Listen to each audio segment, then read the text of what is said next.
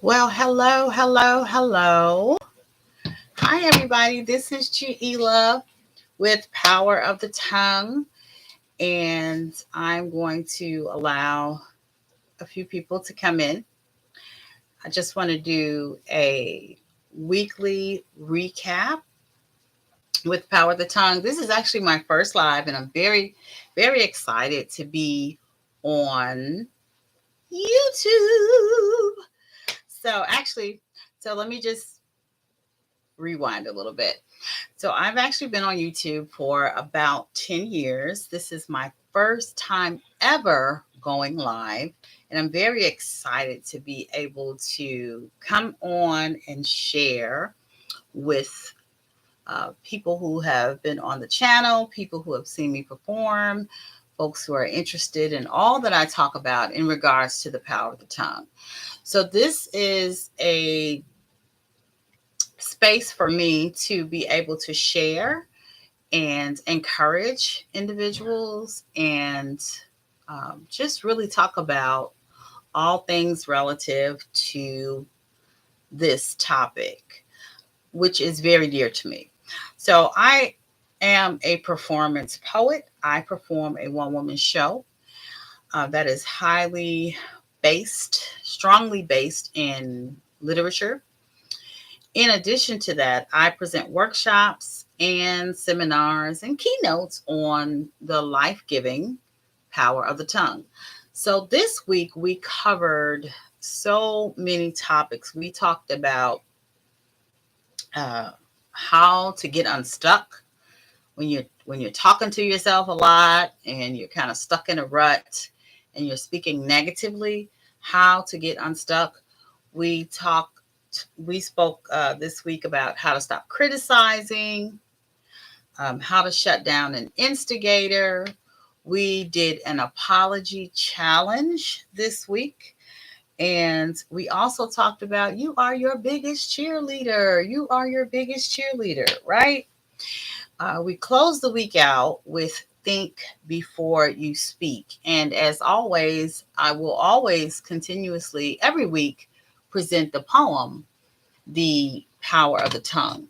And so, one of the topics that we want to talk about that a little bit, which was uh, how to get unstuck. So, that was basically about when you have found yourself in a rut, when you have been in a space for a very long time and you can't seem to get out that space. You once had dreams, you once had goals, you once had visions, you had all these great possibilities that you were going to do with your life, and something happened. Either you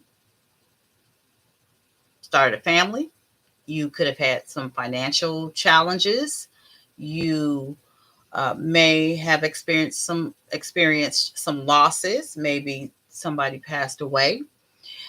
These are things that will sort of set you back emotionally, and when we are operating in a very emotional space, sometimes it's hard to get back to a space of productivity. So let me just turn this up and make sure that everybody can hear me. Okay. So we want to learn ways to get unstuck. We want to talk about ways to get unstuck. Well, the first thing that we have to do when we're stuck is get up. Some of us are actually laying in bed. We have no desire, no momentum, no motivation to get up out the bed. And some of us are stuck, like in a space, in a job. We have found it sort of challenging to get up and get motivated once we get home from work. So that was part of the lesson for how to get unstuck. Just making sure that you're dedicating a few minutes on a daily basis. And for some of you who can't do it on a daily basis, you might have to do it on a weekly basis. But the whole purpose and the point is to take some time, make some time, and uh, dedicated to that vision, that goal. You might have to do a 6-week goal, a 3-week goal, and a 1-week goal, but create small, realistic goals that you can achieve. You might have to get out and go to some spaces and some places where individuals who do that thing that you're doing, when you were doing the thing, or when you were really about your business and really in that space, you might need to go around those individuals. Also, the most important part, I think, truly is to forgive yourself. Forgive yourself, forgive yourself, forgive yourself. And then get to moving. So basically, that's how one would get unstuck. The other topic that we shared this week was an apology challenge. Some of you know for sure that you owe someone an apology. And in order to free yourself and free them as well, you're going to have to get on the phone. No texting allowed. Oops, sorry. I hope that was the microphone. No texting allowed. You're going to have to get on the phone and say, I'm sorry to that person. That was the apology challenge that we did earlier this week. And so, and mean it, mean it. If you were wrong, you said something wrong. Remember, all of this is about the power of the tongue. How to get unstuck. It's speaking life to yourself.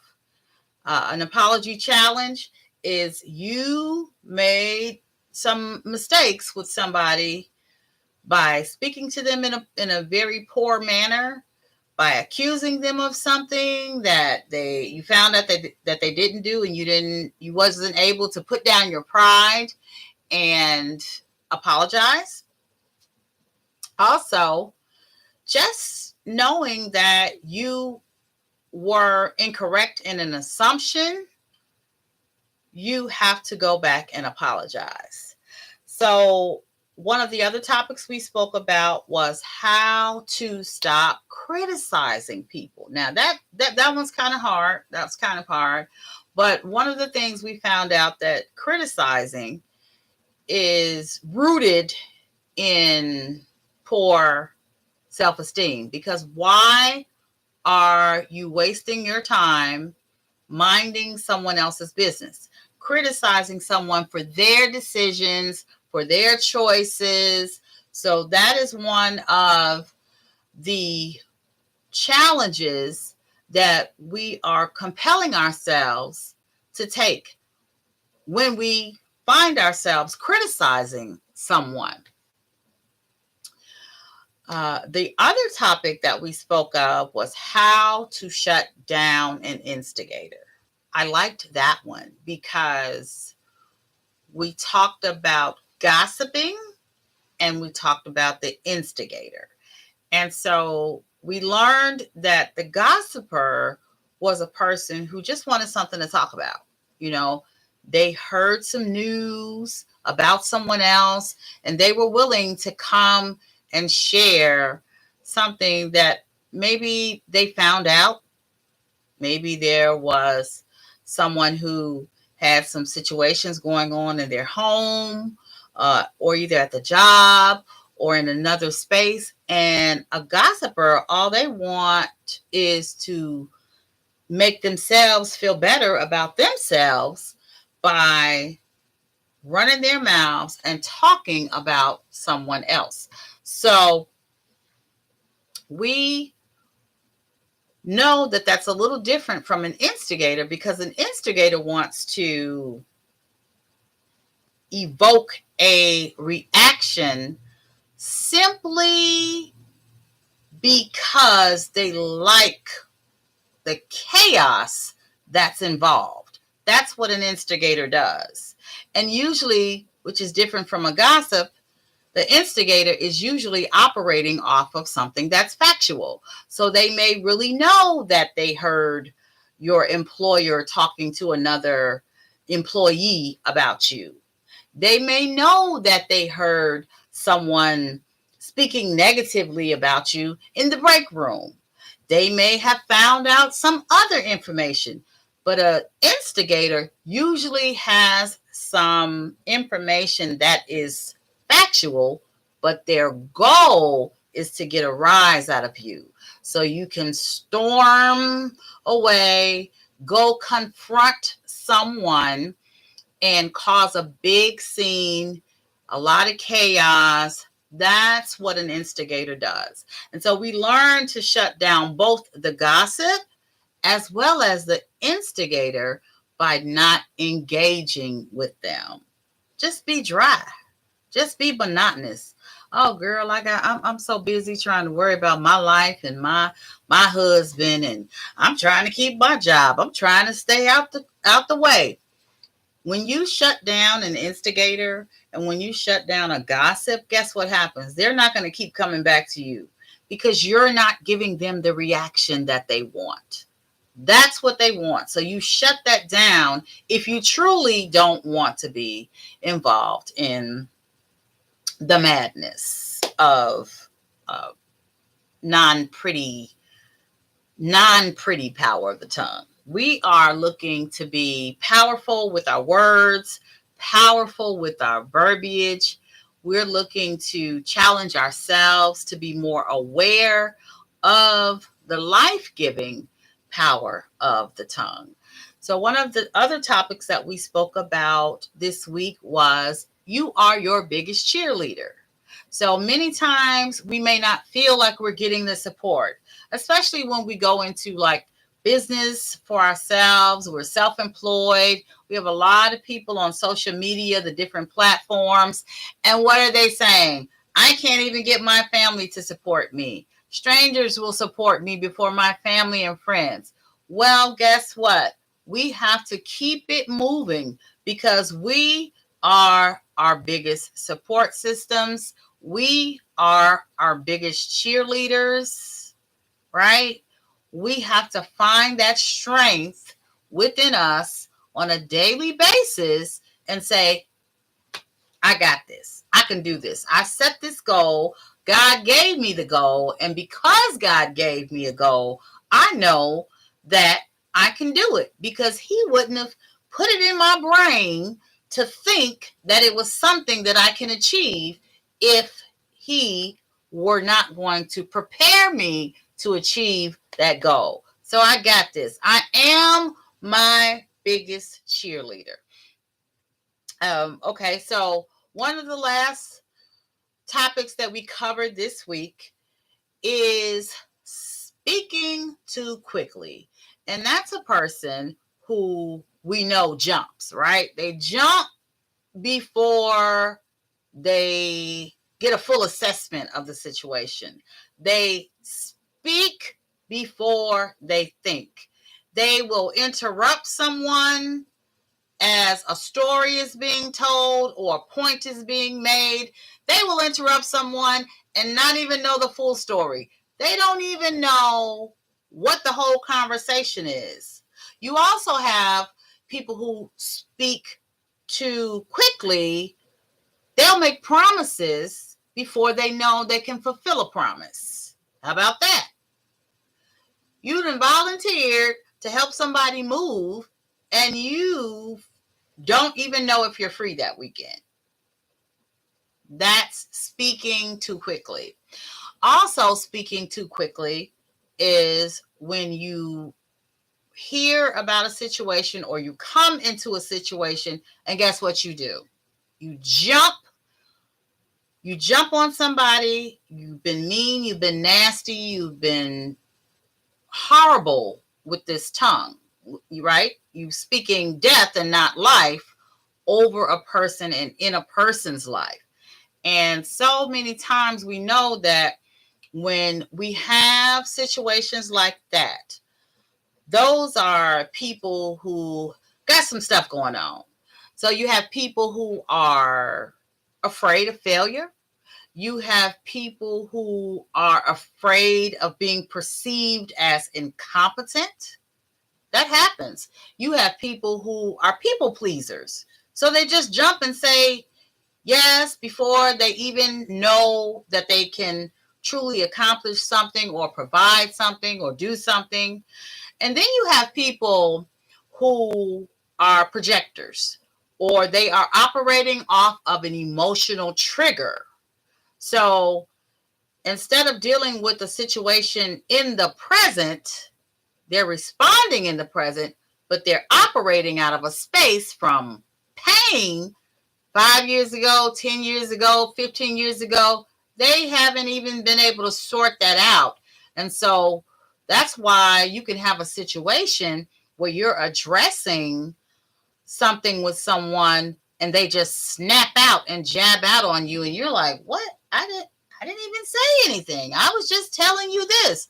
Usually and typically those are situations where you're dealing with someone who's dealing with an emotional trigger. And the best way to handle speaking too quickly is pausing. Pause. Just stop and say, you know what?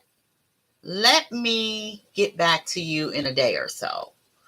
Let me think about that, and I will call you tomorrow or in a few hours or later this evening. We have to learn to pause and not speak too quickly. So that is pretty much our recap for this week's Power of the Tongue Speak Life Challenges. And I want to always leave you with this piece, this poem, this excerpt from this poem, Power of the Tongue. So many times we don't realize that we speak things into existence. The things that we think, then say, have so much to do with the paths that we take. The power of the tongue can be food for thought or fuel for a fire. The power of the tongue can reduce you to nothingness or elevate you so much higher than you ever imagined you could be. Can't you hear the power of the tongue guiding your heart, your mind, your body, your soul? Or did you really think that it just rolls from one ear out the other? What you say to yourself is what you make of yourself. Where you take yourself is where you place yourself. You must understand, then demand to comprehend that it is all in the power of the tongue. Speak life to someone today. You have the power of the tongue. So that's it, you guys. Thank you so much for tuning in to our weekly recap, and I will see you next week.